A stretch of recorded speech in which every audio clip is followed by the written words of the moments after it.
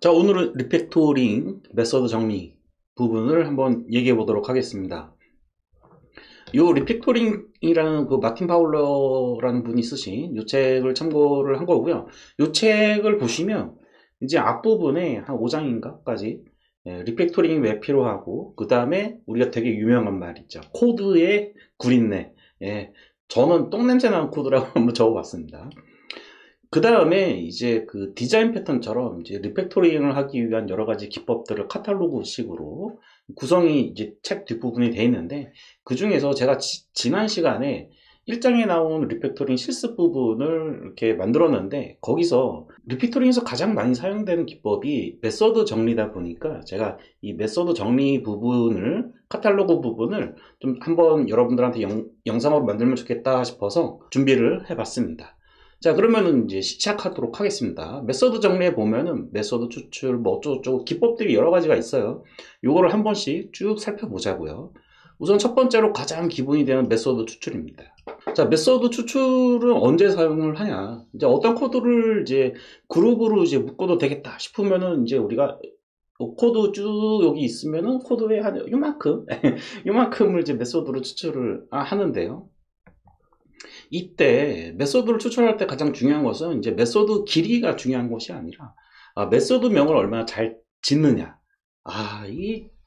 우리가 애기 태어나면 돈 주고 이름 짓는데 코드 하나 쓸 때 이렇게 이름을 져야 되니까 장명가가 될 수도 있습니다. 농담이고요. 자, 그러면 이제 어떤 경우에 이렇게 추출할 수 있는지, 뭐 요거는 여러분들 아마 그냥 기본적으로 딱 코드 좀 하셨으면 금방 가벼우실 것 같은데, 변경전에는 요런 코드가 있는 거죠. 메소드로 추출한 코드가 있고, 거기 시스템을 찍는 요런 게 있는데, 이 부분을 이제 요 프린트하는 디테일이라는 메소드로 추출을 한 거죠. 그냥 이렇게 그냥 빼버린 거죠. 네, 이렇게 빼버리는 거. 쉽죠? 네, 이렇게 보면 쉬운데, 실제로 이제 메소드를 추출을 하다 보면은 이 지역 변수가 들어가는 경우가 있어요. 임시 변수. 우리가 뭔가 로직을 수행하고 그 수행한 결과를 임시 지역 변수에 담는 경우가 있고, 아니면 그냥 보이드하게 그냥 코드만 실행되고 끝나는 케이스도 있고, 이렇게 좀 어려운 부분들이 이제 어려운 문제들이 이제 발생을 하게 되죠.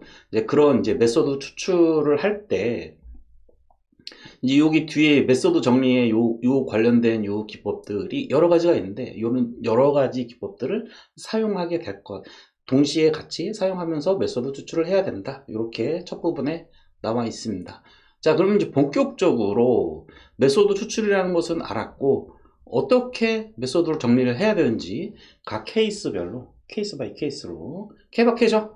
한번 살펴보도록 하겠습니다. 우선 메소드 내용 직접 삽입 보도록 하죠.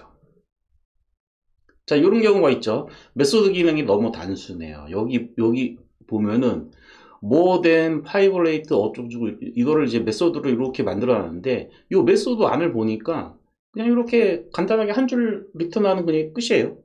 네. 이런 거 같은 경우에는 요거를 이제 메소드로 분리되어 있을 때보다 그냥 뭐 이 코드를 여기다가 그냥 집어 넣어 버리는 거죠. 여기다 집어 넣어 버려서 그냥 문제를 그냥 간단하게, 너무 메소드가 간단하니까 코드를 원래 이용하는 쪽에 넣어 버리고, 그리고 나서 이 메소드를 그냥 삭제해 버려라, 이런 의미입니다. 이거는 뭐 어렵지 않죠. 자, 그 다음으로 임시 변수 내용 직접 삽입. 우리가 코드를 작성하다 보면 이런 게 있죠. 이제 메소드 호출해가지고 결과를 이렇게 담아버리고, 이 임시 변수가 그 코드 내에서 딱 한 번 사용된 케이스. 이런 케이스 많죠. 이런 케이스에는 메소드 호출 뭐 이런 거 하지 말고요. 그냥 여기다 그냥 요거 있잖아요. 요 메소드 호출해서 임시 변수에 담았는데 이렇게 하지 말고 요 부분을 그냥 여기다 넣어버려라. 이런 거죠. 이제 지금 이제 임시 변수 내용 직접 삽입하고 메소드 내용 직접 삽입 같은 경우에는 메소드로 빼기엔 너무 간단한, 그리고 뭐 일회성 뭐 이런 알고리즘이기 때문에 굳이 메소드를 뺄 필요가 없다부터 시작을 하네요. 자, 그 다음으로 임시 변수를 메소드 호출로 전환. 이제 여기서부터가 실질적으로 이제 메소드를 추출을 하는 거에 대해서 얘기를 하고 있는데요. 자, 수식의 결과를 저장하는 임시 변수가 있을 때, 여기 있죠. 임시 변수 내용 직접 삽입을 보면은, 메소드를 호출을 해가지고 임시 변수에 담았죠. 근데 이거 같은 경우는 너무 간단하니까 그냥 코드를 합쳐버린 거고, 합쳐서 그냥 메소드를 없애버린 거고, 여기 같은 경우에는 이제 보시면은, 이 임시 변수로 담았는데 이 임시 변수가 여러 군데 사용이 되고 있단 말이에요. 사용이 되고 있을 경우에는 이 부분을 이제 메소드로 그냥 추출을 해버리고, 추출을 해버리죠. 추출을 해버리고, 얘를 코드에서 예전에는 임시 변수 베이스 프라이스라는 곳에 담았는데 얘를 그냥 아예 메소드 호출로 바꿔버려라. 그럼 결국에는 우리가 임시 변수에 담아가지고 그 이름, 요 이름을 썼던 거에서 바뀐 부분은 이제 요게 메소드로 빠지고 그냥 요 임시 변수 명에 메소드 호출할 때 괄호 열고 닫고 이렇게 들어가는 거죠. 아, 이렇게 하는 게 훨씬 더 제가 볼 때는 코드가 괜찮지 않나 라고 생각이 들었어요. 왜냐면은 이 코드가 좀 길어졌을 경우에는 이 임시 변수 따라가느라고 조금 이제 머리 아플 때가 좀 있거든요. 머리 아프다기보다는 좀 귀찮죠, 일일이 따라가기. 왜냐면 우리가 코드의 도움을 받는다면 컨트롤 키 누른 상태에서 얘를 딱 클릭하면, 이게 메소드로 돼 있다면 딱 클릭하면은 클릭하지 않더라도 요즘은 아이디가 너무 좋아서 그냥 팝업으로 떠버리죠. 그러니까 어떤 내용이 구현이 되어 있는지 바로바로 찾아볼 수 있기 때문에 그런 부분들에 있어서 아마 도움을 많이 받을 거라 생각이 듭니다. 자, 다음으로는 또 장명에 대한 내용이에요. 직관적 임시 변수 사용. 요게 중요한 거죠. 임시 변수를 넣어서 사용을 할 때는 좀 이름을 직관적으로, 우리가 메소드 호출할 때도 직관적인 메소드, 알아보기 쉬운 메소드 이름으로 호출을 하듯이, 이게 수식이 복잡할 때는 지금 여기 먼저 예제를 먼저 볼게요. 지금 이 부분에 요런 수식, 요런 수식, 요런 수식이 있죠. 근데 요런 수식들을 이렇게 이 부분에 이렇게 한 군데에 놓지 말고, 지금 제가 이렇게 이 부분에다가 지금 줄바꿈까지 했으니까 좀 보기 좋지 실제로 이게 한 줄이라고 생각을 해보세요. 그러면 한눈에 안 들어오거든요. 이런 케이스에 요 수식들을 별도의 직관적인 이름의 임시 변수에 담아서 사용하자 이거죠. 이런 식으로. 그 용도입니다. 자, 다음으로 임시 변수 분리.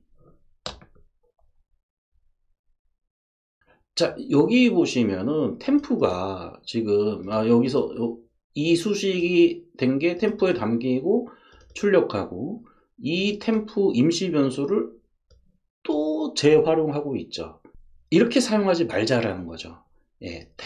임시 변수는 그러니까 하나만 요 수식에 대해서 하나 담았으면은 요 수식의 결과를 여기다 또 담지 말자라는 거죠. 이 부분을 여기 밑에서 보시다시피 일단 변수명도 좀 직관적으로 좀 만들고, 그런 다음에 요 따로따로 이렇게 사용하자 이거죠.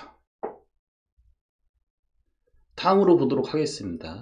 매개 변수로의 값 대입 제거. 자, 이 부분 되게 중요한데요. 이게 자바로 코딩을 오래 하신 분들은 이 옛날에 어떤 지침들이 좀 있었냐면은 이 매개 변수에 파이널, 이 파이널을 꼭 붙이라고 가이드 됐던 적이 있었거든요. 근데 저는 뭐 글쎄요, 파이널을 그때 당시에는 왜 붙여야 되는지 몰랐어요. 근데 제가 이 내용을 읽어보니까 파이널을 붙이는 게 코딩할 때는 어느 정도 이제 코딩에 대한 자신감이 생겼고, 그 다음에 요 내용 매개 변수로의 값 대입 제거, 요 부분에 대해서 어느 정도 숙지가 되어 있다면 파이널을 붙일 이유가 없긴 한데, 여러분들이 이제 초급 개발자라든가 아니면 내가 개발에 좀 자신이 없는 그런 개발자들 같은 경우에는 이 매개 변수에 파이널을 붙이는 게 굉장히 도움이 되는 거구나 라고 저도 이거 좀 공부하면서 많이 느꼈습니다. 자, 매개 변수에 값을 대입하는 코드가 있다면 매개 변수를 임시 변수에 다시 저장하여 사용하게끔 수정하자라고 적어놨는데요. 이 얘기가 뭐냐면은 이 코드를 볼게요. 지금 매개 변수 input 발이라는 게 있는데, 뭔가 인풋바를 검사한 다음에 다시 인풋바의 값을 변경하고 있죠. 이런 코드가 굉장히 위험하다라는 거예요. 그래서 이 매개 변수의 변수값을 이제 별도의 임시 변수로 담은 다음에 그 다음에 이용하자. 매개 변수는 건드리지 말자. 요건데 이렇게 하는 이유가 여기 적혀 있어요. 이 매개 변수가 참조를 통한 전달인지 아니면 값을 통한 전달인지 코드만 보고는 좀 혼동스러운 경우가 좀 있거든요. 요거는 코드를 조금 여러분들이 많이 작성을 해보시고 실제로 버그를 경험하시게 되면 아마 이 말이 왜 이렇게 중요한 건지 아시게 될 건데, 뭐 당장은 여러분들이 좀 코딩 실력이 부족하시다면은 매개 변수의 값을 다시 변경하는 작업은 하지 말자. 그 실수를 안 하려면은 매개 변수에다가 요 앞에다가 파이널을 붙여주는 것이 굉장히 도움이 될 때가 많다. 이렇게 이해를 하시면 되고요. 참고로 우리가 이제 그 매개 변수로 리스트라든지 맵이라든지 이런 컬렉션들을 매개 변수로 받았을 때 이 매개 변수로 받은 컬렉션들을 뭔가 추가적으로 조작하는 그런 케이스가 있는데, 그런 코드가 좋은 게 아니다라는 거죠. 특히 이제 컬렉션 관련된 클래스들을 매개 변수로 받아서 받은 매개 변수를 뭔가 조작을 했을 때 버그들이 많이 발생을 하거든요.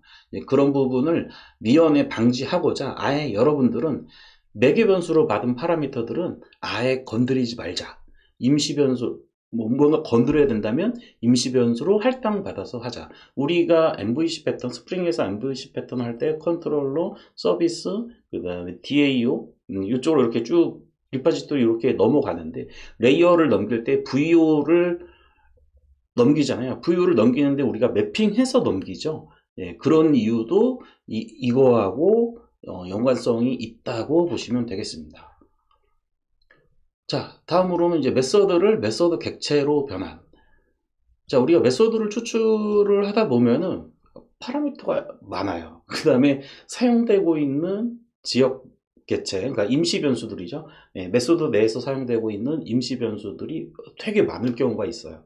그런 경우에 메소드 추출하기가 굉장히 힘든 케이스가 있는데, 그런 경우에는 아예 그냥 통으로 얘를 클래스로 만들어 버리자 이거죠. 여기 클래스를 만들 때 요령이 뭐냐면은 매개 변수들을 필드로 만들고, 그 다음에 지역 변수들도 필드로 만들어야 된다면 필드로 만들어 주고요.